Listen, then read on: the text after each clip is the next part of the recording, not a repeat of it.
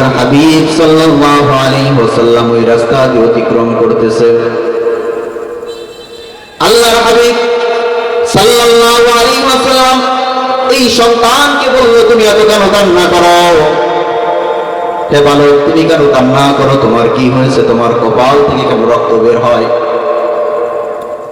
আল্লাহর হাবিব সাল্লাল্লাহু আলাইহি ওয়াসাল্লামকে ওই সময় বলতেছে, নবী মুহাম্মদ, আমার বাবা সম্পদ আবু জেহেলের কাছে বোঝাই দিয়ে গেছে।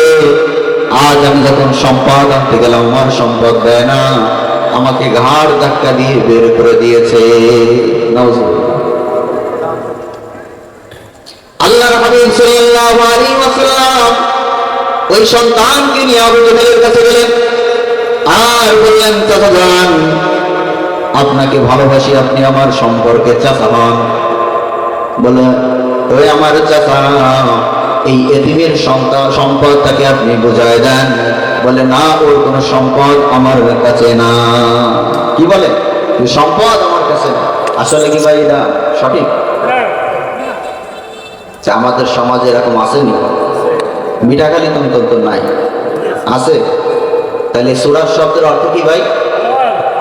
একটু জোরে বলেন, সূরা শব্দের অর্থ কি? আজকের আলোচনা শোনার পর থেকে এই কাজ আর করা যাবে?